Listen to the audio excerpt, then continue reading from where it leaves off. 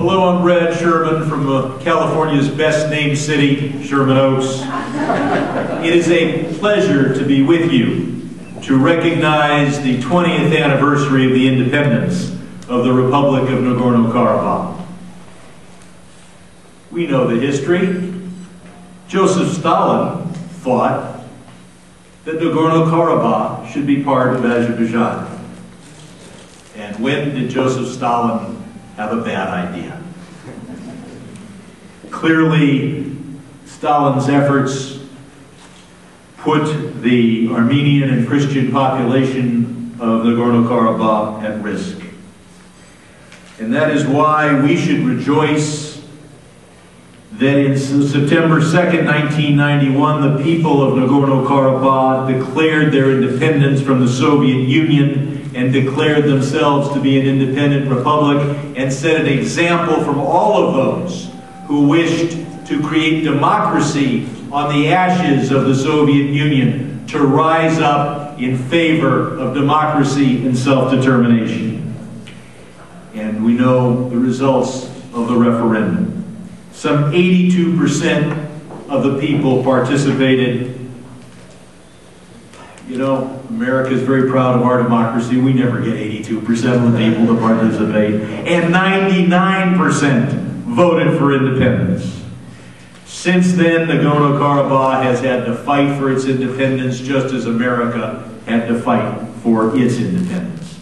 And it faces a risk of war as Azerbaijan now spends more on its military budget than Armenia and Nagorno-Karabakh combined spend on their entire governmental budgets.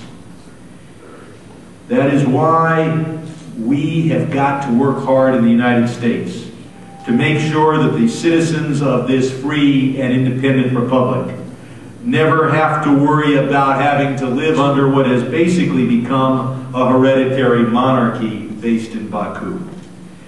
Now, I think that Nagorno-Karabakh can be an example to all the newly independent states in terms of participation, democracy, fairness, and transparency. Now, I came to Congress in 1997. I joined the Foreign Affairs Committee, and one of the first amendments I introduced was to provide direct aid to the people of Artsakh. Now, that amendment didn't become effective, but the idea caught on, and with Frank Pallone's active involvement, the Appropriations Committee in that year provided for the first time U.S. foreign aid, some $15 million, to the people of Nagorno-Karabakh. Now, the argument of the State Department on the other side was that, oh, that might be taken as recognition of the independence of Nagorno-Karabakh. That was not my purpose, but it's a fine bonus. The people of Artsakh deserve and need help, regardless of the politics involved, and that is why we provide foreign aid. If somebody wants to interpret that as American recognition of the independence of that republic, so much the better. Now, since 1993, the United States has provided $1.8 billion of assistance to Armenia. Congress has appropriated, since I joined Congress in 1997, some $46 million in humanitarian development aid for Nagorno-Karabakh. But only $13 million of that has actually been spent. So, we have this problem domestically as well with shovel-ready projects, but there the delay has been only a year or two. It is time for us to pressure the State Department to implement the laws passed by Congress and to spend the money that we have appropriated to help the people of Artsakh.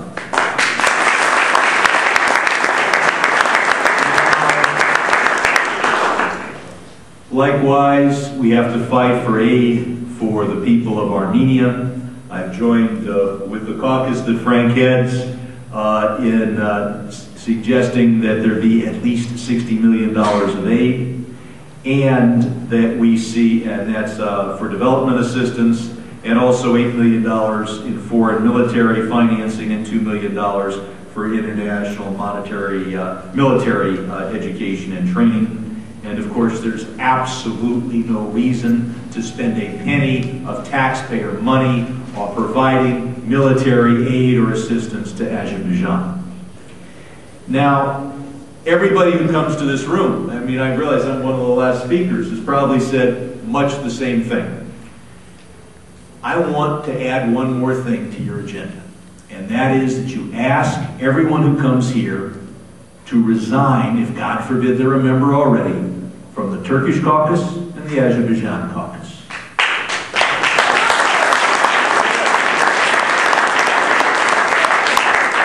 I don't want to give politicians a bad name, but believe it or not, there are people who will come here and give a speech pretty much like the speech I gave, and be a member of the Azerbaijan caucus or the Turkish caucus or both.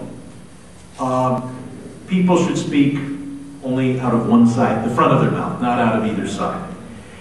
And the Turkish caucus has unfortunately had its effect on U.S. policy. Every day they work for aid to Turkey, which has received more aid than Armenia and Artsakh combined. That means the blockaders have received more money than the blockaded. The genocide deniers have received more money than the genocide victims. It's time to say no to that. So I hope you'll urge people to resign from the Turkish and Azerbaijan caucus. You don't have to ask me. Obviously, I never thought of joining such an organization. I look forward to working with you to help the people of Artsakh to recognize the genocide and for all the causes we fought for over so many years.